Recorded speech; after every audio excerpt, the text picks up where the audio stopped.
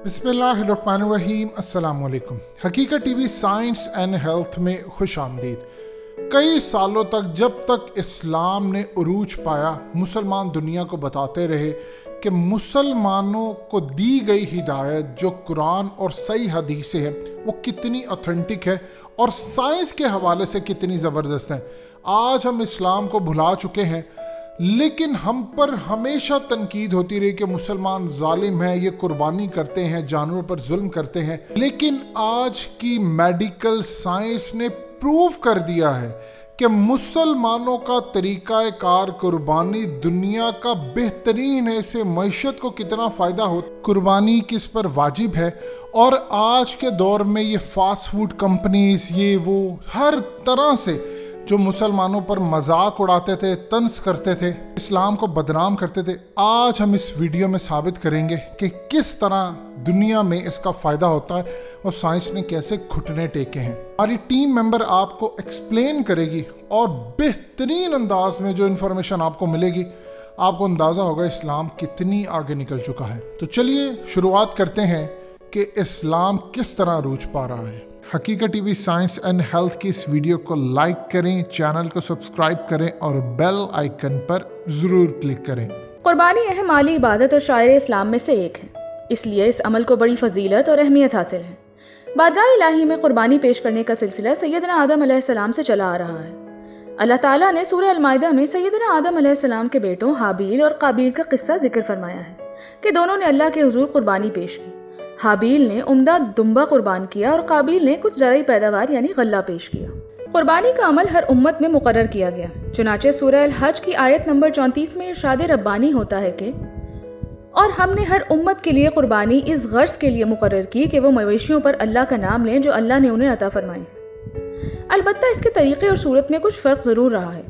उन्हीं में से कुर्बानी की एक अज़ीमुश्शान सूरत वो है जो अल्लाह ताला ने उम्मत मोहम्मदिया सल्लल्लाहु अलैहि वसल्लम को ईद उल अज़हा की कुर्बानी की सूरत में अता फरमाई है, जो कि हज़रत सैयदना इब्राहीम अलैहिस्सलाम की कुर्बानी की यादगार है। कुरान मजीद की रूह से कुर्बानी इस्लामी शायर यानी निशानियों में से है, जिसके ज़रिए इस्लाम की शान व शौकत नुमायाँ होती है। चुनांचे अल्लाह ताला ने सूरह हज की आयत नंबर 32, 36 और 37 में इरशाद फरमाया है कि ये सारी बातें याद रखो, और जो शख्स अल्लाह के शायर की ताज़ीम करे तो ये बात दिलों के तक़वा से हासिल होती है। और कुर्बानी के ऊँट और गाय को हमने तुम्हारे लिए अल्लाह के शायर में शामिल किया है, तुम्हारे लिए इनमें भलाई है। चुनांचे जब वो एक कतार में खड़े हों, इन पर अल्लाह का नाम लो, फिर जब ज़िबा होकर इनके पहलू ज़मीन पर गिर जाएं, तो उनके गोश्त में से खुद भी खाओ और उन मोहताजों को भी खिलाओ जो सब्र से बैठे हों, और उनको भी जो अपनी हाजत जाहिर करें। और उन जानवरों को हमने इस तरह ताबे बना दिया ताकि तुम शुक्रगुजार बनो। अल्लाह को ना इनका गोश्त पहुँचता है ना इनका खून, लेकिन इसके पास तुम्हारा तकवा पहुँचता है। उसने ये जानवर इस तरह तुम्हारे ताबे बना दिए हैं कि तुम इस पर अल्लाह की तकबीर करो, और उसने तुम्हें हिदायत अता फरमाई। और जो लोग खुश असलूबी से नेक अमल करते हैं उन्हें खुशखबरी सुना दो। ज़माने जाहिलियत में भी कुर्बानी को इबादत समझा जाता था, मगर जानवरों को बुतों के नाम पर कुर्बान करते थे। इसी तरह आज तक दूसरे मज़ाहिब में कुर्बानी मजहबी रस्म के तौर पर अदा की जाती है। मुशरिकीन बुतों के नाम पर और ईसाई सैयदना ईसा अलैहिस्सलाम के नाम पर कुर्बानी आज भी करते हैं। अल्लाह ताला ने सूरह अल कौसर में हजूर करीम सल्लल्लाहु अलैहि वसल्लम को हुक्म फरमाया कि अपने रब के लिए नमाज पढ़िए और कुर्बानी कीजिए, यानी नमाज और कुर्बानी का अमल अल्लाह ताला की रज़ा और खुशनुदी के लिए है।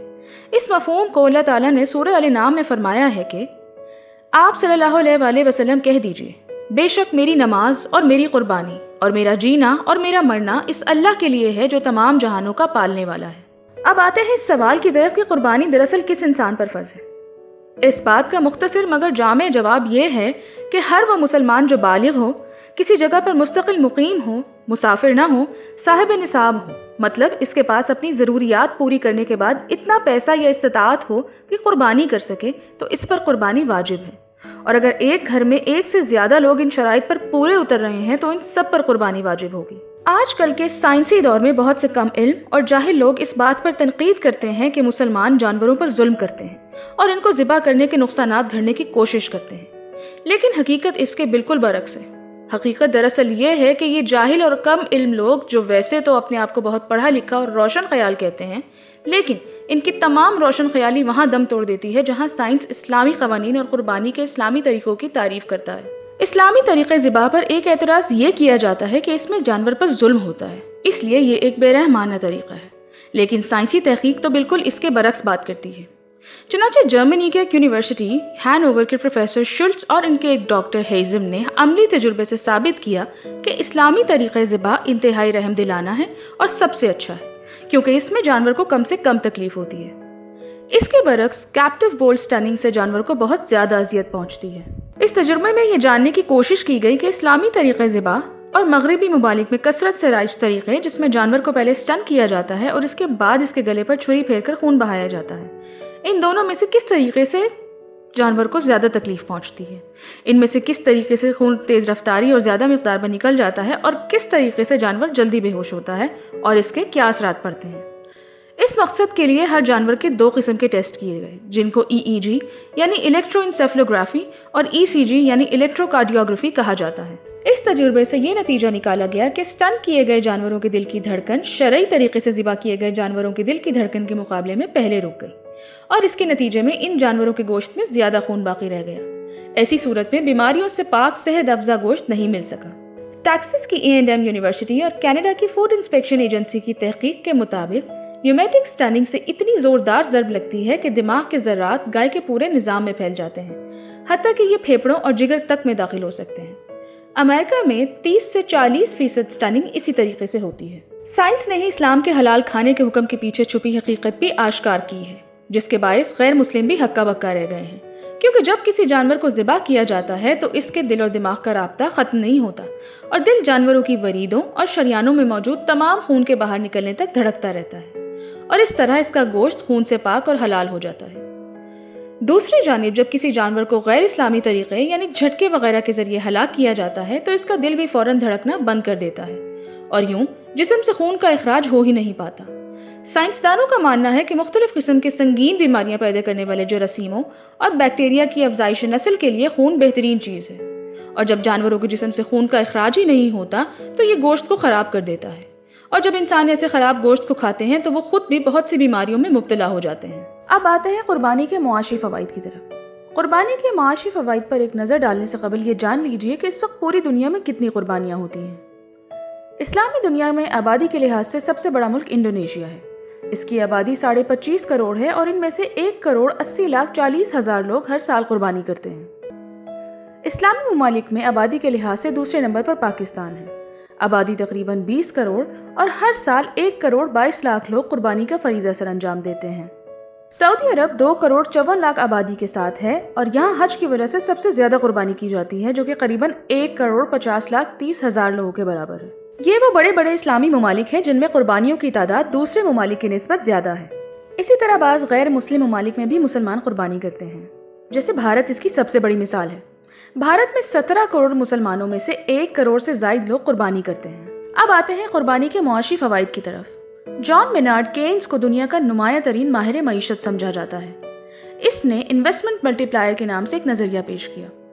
اس کا دعویٰ تھا کہ حکومت یا عام آدمی جب اپنی جیب سے چند روپے نکالتا ہے تو معیشت کا پہیہ حرکت میں آ جاتا ہے۔ ان چند روپوں کا فائدہ پورے معاشرے اور پوری معیشت تک پہنچتا ہے۔ کینز کے اس نظریے کو مغربی نظریہ ویلفیئر اسٹیٹ کی بنیاد بنایا گیا۔ اس نظریے کے مطابق عید الاضحیٰ نہ جانے کتنا بڑا انویسٹمنٹ ملٹی پلائر ہے، جس کی برکت سے ایک دنیا کو فائدہ پہنچتا ہے۔ یہ سرمایہ کاری کی غلام گردشوں کا ایسا چکر ہے جس میں سراسر فائدہ غریب کا ہی ہے۔ ایک نظر خالص بزنس کے تناظر میں دیکھتے ہیں۔ عید الاضحیٰ کے موقع پر فارمنگ انڈسٹری تیزی سے بڑھتی ہے، اس کے بعد کیٹل انڈسٹری کو عروج ملتا ہے، اور پھر لیدر انڈسٹری کا پہیہ حرکت میں آ جاتا ہے۔ یہ 3 انڈسٹریز تو براہ راست اس سے متحرک ہوتی ہیں۔ اس کے علاوہ بھی بے شمار انڈسٹریز کو اس موقع پر فائدہ پہنچتا ہے۔ اسلامی ممالک میں ابھی انڈسٹریز کو اتنا فروغ حاصل نہیں ہوا، ورنہ ان جانوروں کی اون، ہڈیوں، چربی اور انتڑیوں سے ایسے بزنس وجود میں آ سکتے ہیں جن سے لاکھوں افراد کو مزید روزگار مہیا کیا جا سکتا ہے۔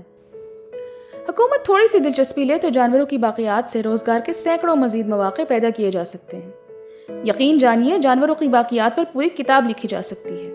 ان سے واٹر پروفنگ، آگ سلگانے، موم بتی بنانے، صابن اور کاسمیٹکس بنانے سے لے کر مختلف اجزاء میں ڈھالنے تک سینکڑوں ہزاروں پروڈکٹس بنائی جا سکتی ہیں۔ جن فضلات کو ٹھکانے لگانے اور شہر سے باہر ڈمپ کرنے پر ملک بھر کی میونسپلٹی کمیٹیز اپنی توانائیاں جھونک دیتی ہیں، ان کو کارآمد بنا کر اربوں کے بزنس شروع کیا جا سکتے ہیں۔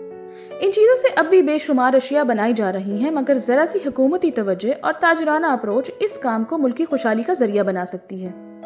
پھر شاید وہ وقت آ جائے جب کمپنیاں خود ہی تمام گھروں سے باقیات جمع کر رہی ہوں اور کچرے کے ڈھیر سے بزنس کے پہاڑ کھڑے کر رہی ہوں۔ آپ نے وہ مشہور مقولہ تو سنا ہی ہوگا، ہمیں ایڈ نہیں ٹریڈ چاہیے۔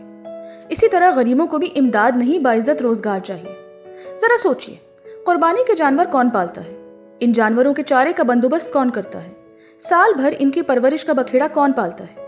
مانتے ہیں کہ اب بڑے بڑے کاروباری گروپس بھی اس بزنس میں آ گئے ہیں، مگر دل پر ہاتھ رکھ کر بتائیے کہ غریبوں کی آمدنی کا اس سے اور کوئی بڑا ذریعہ ہے؟ کوئی ایسا عالمگیر ایونٹ نہیں جس میں کسی بے کس، نادار اور بے سہارا افراد کو اتنے بڑے پیمانے پر روزگار مل رہا ہو۔ ہم بڑے دعوے سے کہہ سکتے ہیں کہ اگر کراچی میں 30 ارب کے جانور بکتے ہیں تو اس کا بڑا حصہ غریبوں کی ہی جیب میں جاتا ہے۔ اگر کچھ بڑے کاروباری گروپس اس بزنس میں آ بھی رہے ہیں تو پاکستان کے طول و عرض میں پھیلے لاکھوں غریب اور پسماندہ افراد ہی ان جانوروں کی دیکھ بھال کرتے ہیں، اور اس طرح قربانی کا ایک جانور پوری معیشت کا پہیہ گھما دیتا ہے۔ قربانی پر اعتراض کرنے والوں کو خوف خدا کرنا چاہیے، کیونکہ قربانی ایک مستقل واجب عبادت اور شاعر اسلام میں سے ہے۔